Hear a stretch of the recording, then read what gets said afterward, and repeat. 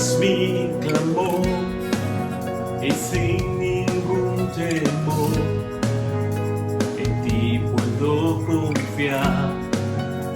Bendito Jesús, hoy puedo escuchar tu voz de sanidad, restaurando mi ser. Bendito Jesús.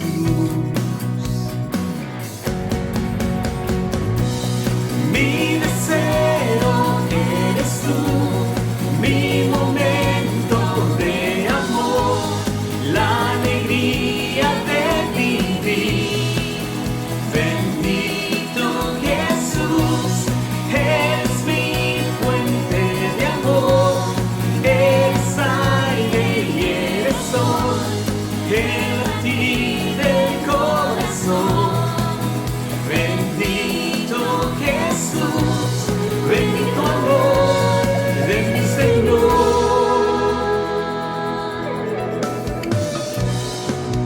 Tu gracia y favor conmigo puedo ver, llenando hoy mi ser. Bendito Jesús, y hoy mi voluntad se rinde a tu verdad, tu amor y tu bondad. Bendito Jesús, yeah. Mi deseo eres tú, mi momento de amor, la alegría de vivir. Bendito Jesús, eres mi fuente de amor, eres aire y eres sol, el latir del corazón. Bendito Jesús, bendito amor de mi Señor. Oh, bendito amor de mi Señor.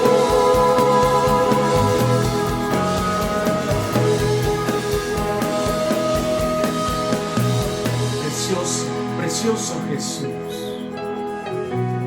mi deseo eres tú, mi momento de amor, la alegría de vivir.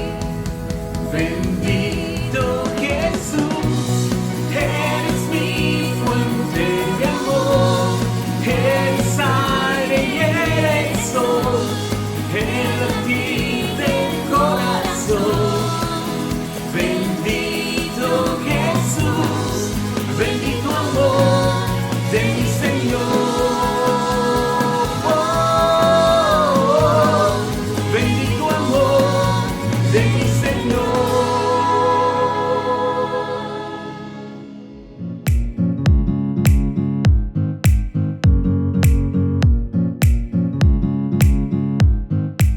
Qué placer inmenso volver a estar con ustedes. Hoy seguimos con la serie Volvamos a las Bases y con el tema Vida bajo control. Queremos darle la más cordial bienvenida a todas las personas que se están conectando desde la iglesia de Tocoa, iglesia de Olanchito, iglesia de La Ceiba y todas las personas que han sido invitados de Honduras y de diferentes países. Sean bienvenidos. Quisiera que pusiéramos en oración este tiempo. Por favor, me acompañan. Padre, qué bueno eres que nos das la oportunidad de poder escuchar tu palabra. Padre, ayúdanos no solo a ser oidores, sino que queremos transmitir tus principios en acciones. Gracias te damos, Padre, por ser tan bueno. En el nombre de Jesús, amén. Vamos a iniciar con 2 Timoteo 1:7, que nos dice, porque no nos ha dado Dios espíritu de cobardía, sino de poder, de amor y de dominio propio. Yo quiero que en el desarrollo de este estudio nosotros hagamos este verso y lo estudiemos de manera puntual de diferentes frases que Dios quiere decirnos en nuestras vidas. Vamos a iniciar cuando nos dice, no nos ha dado Dios espíritu de cobardía. Y yo no sé si ustedes recuerdan la vida de Gedeón. ¿Quién fue Gedeón? Muchas veces no se conoce tanto en la Biblia, pero quiero iniciar. ¿Dónde estaba Gedeón? Gedeón estaba en un lagar. Imagínense qué es un lagar. Era un lugar destinado para aporrear uvas y sacar vino de uva. En ese momento vino el ángel de Jehová y fue donde se le apareció a Gedeón y le dijo, valiente, esforzado. Resulta que Gedeón más bien se asustó porque dice, ¿a quién le están diciendo eso? Si yo no soy ningún valiente. En esos tiempos quiero decirle que el pueblo de Israel hizo lo malo ante los ojos de Dios y él se los dio a los madianitas por 7 años. ¿Qué ocurría en ese tiempo? Que venían y cuando los israelitas hacían sus cosechas, los madianitas llegaban y ellos se las robaban. Y había hambre en el pueblo de Israel. Todo lo que sembraban eran robados. Entonces, de esa forma, los israelitas tenían que cavar cuevas en los montes y cavernas y un sinnúmero de lugares fortificados para evitar que fueran asaltados y que fueran robados con sus pertenencias. Pero los hijos de Israel clamaron a Jehová y en eso es que vino el ángel de Jehová y se le aparece a Gedeón y le dijo, Jehová está contigo, varón esforzado. Y le responde Gedeón, ¿cómo es eso que Jehová está con nosotros? ¿Por qué nos ha sobrevenido todo esto? Si Jehová en sí nos ha desamparado y nos ha entregado en las manos de los madianitas. Imagínense, el primer pensamiento de Gedeón fue, ¿por qué a mí no hay personas más fuertes que yo o más valientes? Yo quiero decirte hoy que Dios se negó en dejar de creer en Gedeón, incluso cuando el mismo Gedeón había dejado de creer en sí mismo. Dios cree en ti en todo momento. Pues resulta que Gedeón dice, hay que cumplir la orden de Jehová. Y vemos a Gedeón a la cabeza de un ejército israelita de 32,000 guerreros. Ya Dios le había dicho, yo te voy a dar la victoria. Cuando estaban esos 32,000 guerreros, vino un nuevo mandamiento de Dios. Dile a los guerreros que el que quiera puede regresarse a su casa. No hay ningún problema. ¿Por qué hizo Dios eso? Porque sabía que el pueblo de Israel, si iba con esos 32,000 guerreros y le iba a dar la victoria, ellos iban a ufanar que fue una victoria de ellos y no fue de Israel, no fue de Jehová. Por consiguiente le dijo, ve que los que quieran regresarse se vayan a su casa. Se fueron 22,000 guerreros, quedaron 10,000 y Dios dijo, todavía hay muchos. Llévalos a la quebrada, lleva los 10,000 que quedan y ve que ellos tomen agua. Y comenzaron a tomar agua los 10,000. Y los que lamieron el agua con sus lenguas, como lame el perro, podían quedarse. El resto serían también enviados a su casa. Gedeón al final se había quedado con 300 hombres. Dios le siguió dando instrucciones a Gedeón y le dice, ve y espía a los madianitas, ve y espía el campamento. Y Gedeón fue y escuchó que los soldados madianitas también tenían miedo. Imagínense que un soldado hablaba de un sueño donde veía que un pan de cebada rodaba desde lo alto, llegaba al campamento, a las tiendas de los madianitas, la golpeaba y la destruía. Y decía el soldado, esta no es otra cosa que la espada de Gedeón, varón de Israel. Dios nos ha entregado a sus manos, en sus manos, a todo el campamento. Posteriormente recibió más instrucciones Gedeón. Lleven cántaros, vayan en la noche y adentro lleven luces. Al final dio la orden Dios que se quebraran esos cántaros y salieron las luces. Los madianitas fueron sorprendidos y pensaron que habían sido emboscados por un gran ejército. Entraron en pánico, colocaron las espadas unos entre otros, comenzaron a matarse y posteriormente huyeron en la noche.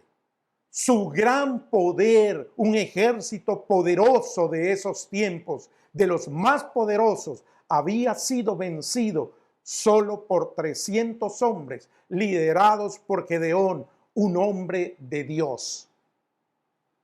Quiero decirte hoy que Gedeón venció su cobardía utilizando el poder de Dios, el amor a su pueblo y el dominio propio para no decir no a una misión que Dios le había encomendado.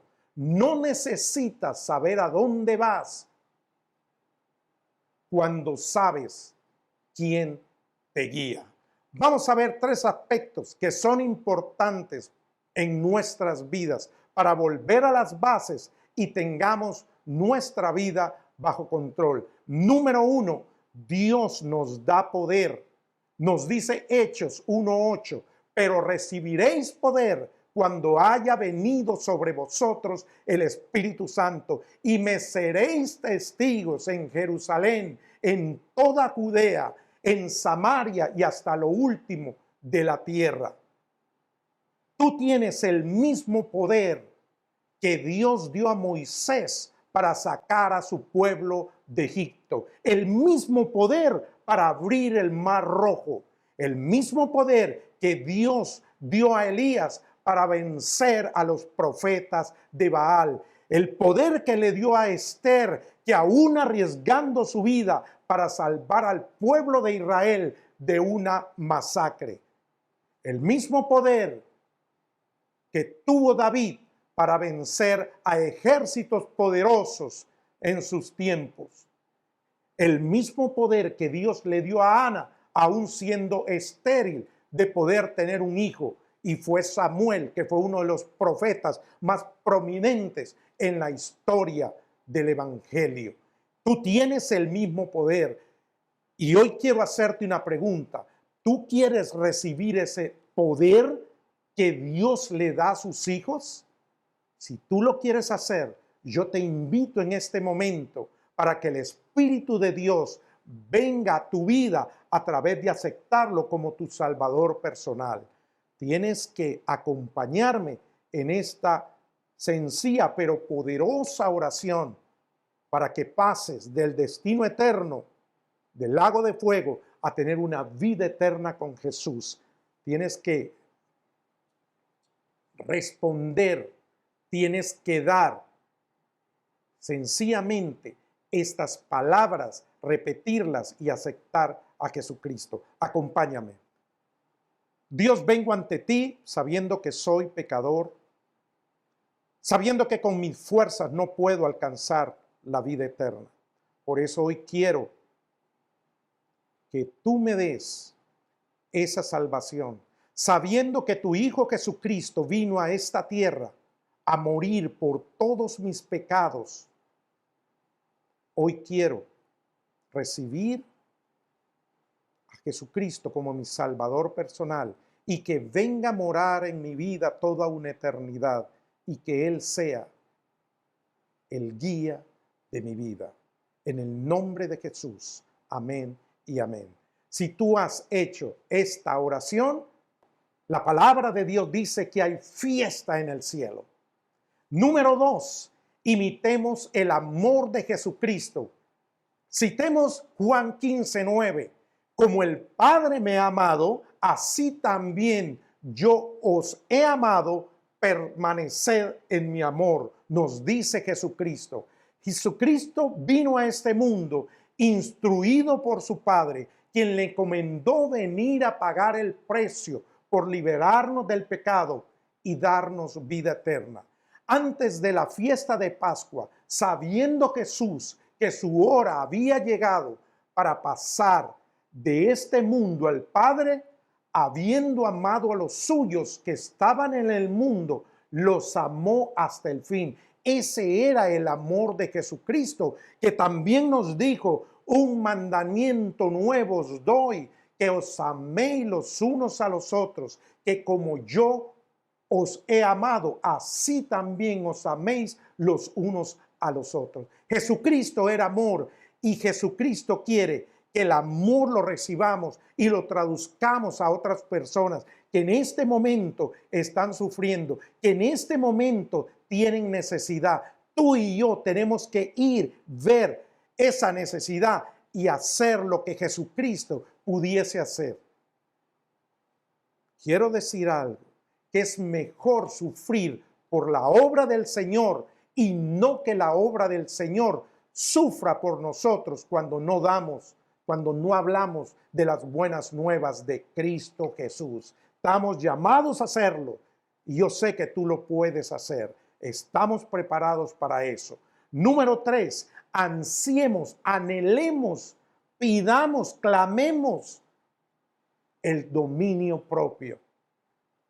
Y nos dice Primera de Corintios 10:3, no os ha sobrevenido ninguna tentación que no sea humana, pero fiel es Dios, que os dejará ser tentados más de lo que podéis resistir, sino que dará juntamente con la tentación la salida para que podáis soportar.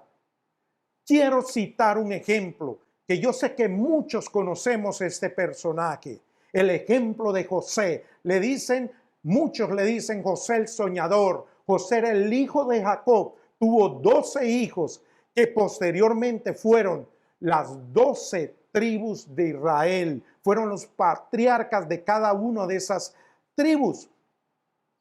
Génesis 39:2 nos dice, mas Jehová estaba con José y fue varón próspero y estaba en la casa de su amo Potifar el egipcio. José iba con el resto de sus hermanos. No lo querían, porque José venía y le decía a Jacob todas las cosas malas que hacían sus hermanos. No lo querían y fue vendido a unos mercaderes egipcios. Y esos mercaderes se lo llevaron a Egipto. A su vez, recuérdense que la compra de esclavos era un negocio. Fue vendido y lo compró Potifar. Potifar era un hombre acaudalado, muy rico en esos tiempos. Le cayó muy bien José y lo puso a que administrara su casa y algunos de sus bienes, porque era un funcionario Potifar. ¿Qué ocurrió después? Día a día, la esposa de Potifar acosaba a José para que él se acostara con ella y le decía, hazme compañía. Pero José se mantuvo firme en su rechazo. En cierta ocasión, la mujer de Potifar, después de insistirle tanto y ver tanto el rechazo de José, lo agarró de la mano y le rogó, acuéstate conmigo. Pero José corrió y dejando el manto en manos de ella, salió corriendo de la casa. Dijo ella posteriormente a los otros servidores: miren este hebreo que trajo mi esposo, ha venido a burlarse de nosotros, se metió aquí a mi casa y quiso violarme, pero yo me puse a gritar con todas mis fuerzas. Pero nuevamente nos dice la palabra de Dios: pero Jehová estaba con José y le extendió su misericordia y le dio gracia en los ojos del jefe de la cárcel. Potifar, como era lógico, se molestó y comenzó a enviar a José a una prisión. No era cualquier prisión, era donde llegaban a los funcionarios, a los servidores de altos funcionarios del faraón, y ahí fue encarcelado José. Pero como dice la palabra, causó gracia ante el jefe. Fue tanto que el jefe le dio responsabilidades a José y las cumplía excelentemente bien. Y tenía un nivel bueno José de responsabilidad. En cierta ocasión cayeron dos funcionarios del faraón, el copero y el panadero. Ellos caen en la prisión, castigados por faraón. Viene José y les revela un sueño. Cada uno de ellos, tanto el copero como el panadero, tuvieron un sueño. Y resulta que José viene y les da la respuesta del sueño. Le dice al panadero: en 3 días el faraón va a restituirte en tu posición. Y le dice al panadero: en 3 días el faraón te va a cortar la cabeza. Y al final así fue. Alegre, el copero le dice: muchas gracias porque salió lo que me dijiste. Solo le dice José: una recomendación te doy, que cuando estés ante el faraón, por favor, háblale de mí. Yo no he hecho nada y me tienen en prisión, para que él pueda encontrar gracia y pueda ayudarme. Pues resulta que el copero fue reinsertado a su trabajo y él se olvidó de José. A los 2 años, el faraón tiene un sueño. Ninguno de sus adivinos, ninguno de sus asesores podía darle respuesta a ese sueño. El copero vino y se acuerda y dice: en prisión había un muchacho que me dio respuesta a mi sueño, excelencia. Y dice el faraón: tráiganlo. Lo mandan a bañar, lo mandan a que se rasure y lo ponen enfrente del faraón. El faraón viene y le dice su sueño y le dice José, plantado ante el faraón, ante la máxima autoridad de Egipto, le dice: su majestad. Su sueño quiere decir que a Egipto le vienen 7 años de gran abundancia y de riqueza, de grandes cosechas de sus cultivos, y 7 años de necesidad, hambruna y miseria. Yo le quiero recomendar, en ese momento le dio todo un plan al faraón y le dice: yo le quiero recomendar que usted elija un varón sabio, temeroso de Dios, que no sea corrupto, y que él se encargue de administrar la 5ª parte de la cosecha que en estos 7 años su pueblo va a tener, para que puedan utilizarse en esos 7 años de hambruna que va a existir. Que nombre supervisores y que nombre personas fiables para que Egipto sea una nación que no pase por esa inclemencia que puede venir a futuro. Y dijo Faraón: ¿y a quién voy a poner?